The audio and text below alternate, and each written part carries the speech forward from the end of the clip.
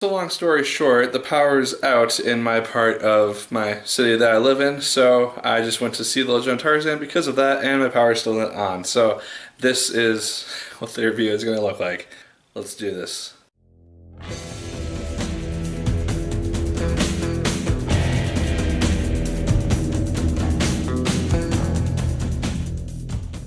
Hello once again, watchers of good movies. My name is Nick Pell, and this is once again coming from my apartment in the dark this time. Today we're going to be talking about the film The Legend of Tarzan. Now this is not a remake of the Disney animated classic, which is beloved by most everyone, as far as I know. This is a remake based on the stories, the short stories, I think, that the original creator of Tarzan put together, and this is what the movie is based on. We have Alexander Skarsgard as the lead role in this film. He does a really good job as Tarzan. He embodies the character. He is ripped as all hell, and I really like his portrayal of the character. It starts out in London, basically after he's been raised by apes and he's been taken in by civilization, and he's been essentially civilized. And it's really interesting to see that portrayal of him, as opposed to the one that I just only know as the Disney movie, and him as just this wild jungle man who doesn't really get civilized by the end of the film. So it's really interesting to see that portrayal of him, and him basically taking on his family name based on his father and that type of legacy.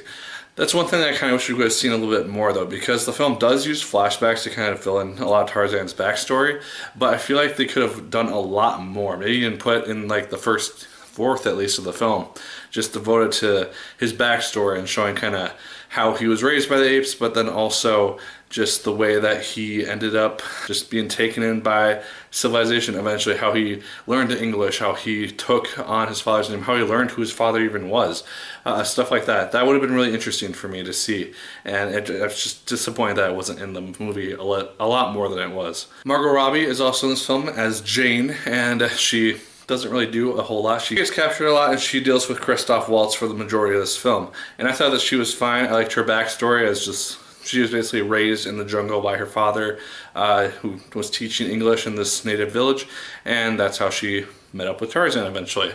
They were both like teenagers slash early 20s, met up, and yeah, when you meet a hunky, ripped, naked dude in the jungle, you're probably going to fall for him at some point.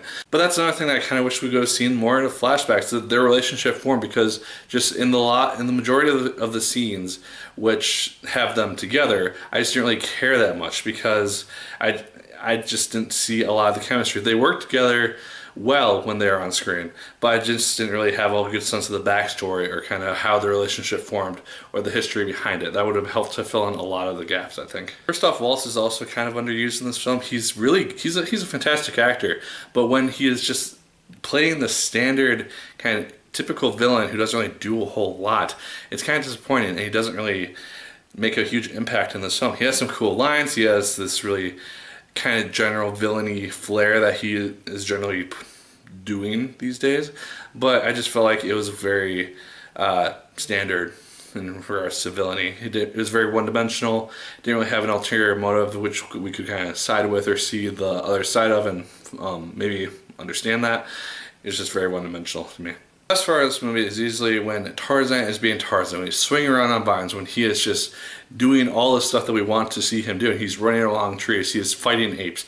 That stuff is awesome to see, and the special effects which go along with it just look fantastic, because I'm pretty sure they don't use any live animals in this film, or if they did, there was very, very few. And there are scenes where he's fighting gorillas, where he is petting elephants, where he's just kind of head massaging lions, that type of stuff. It looks really, really cool, and I'm assuming that it's all CGI, and it just looks very, very well done, and I have to applaud the film for that. One kind of funny thing which I really appreciate is that I'm pretty sure it's probably based on the novels or the short stories, but the fact that his name in this film is John Clayton, and that's his father's name. In the Disney movie, Clayton is essentially the bad guy hunter who gets taken down by Tarzan at the end. I just appreciate that, and I was kind of hoping there would be a little bit more to the consistency between the two, but I ultimately did just kind of find that an interesting thing, and I kind of wonder why the Disney movie decided to go that route with Clayton being the main villain of that film. I also ended up seeing this film in IMAX 3D. I thought that those effects worked very, very nicely. The surround sound was awesome to see, and the 3D effects actually worked quite nicely without being just overly abundant, and they looked actually quite good. Daniel L. Jackson, he's also in this film. He's actually probably one of the best parts of this movie because he just adds a lot of humor to this film. He's this guy who's kind of out of place. You have Tarzan, you have Jane, you have all these people who are so used to the jungle. He's trying to keep up with Tarzan a lot of the time, and he's just a very funny character who I really appreciated having in this film. And he was in the film a lot more than I expected him to be. So guys, in the end, I think that Larger Than Tarzan is a fun film. I definitely enjoyed watching it. I just think it doesn't have a lot of substance, or at least it wasn't as interesting as maybe it could have been for a film which is based on the King of the Jungle and someone who a lot of us grew up seeing in animated form. I thought this would be a lot more interesting. Maybe if I read the books, it would be a lot more fun for me to watch it because it might be very close to that. I don't know. But I just felt like it was a fun time, but it could have been a lot more than it ultimately ended up being. But guys, those are just my thoughts on The Legend of Tarzan. Let me know yours in the comments down below. Did you like it as much as I did? Did you hate it more than I did? Let me know. Like, favorite, comment, and subscribe once again if you so choose. I'd appreciate it immensely. And as always, people, my name is Nick Pell, and once again, keep on watching.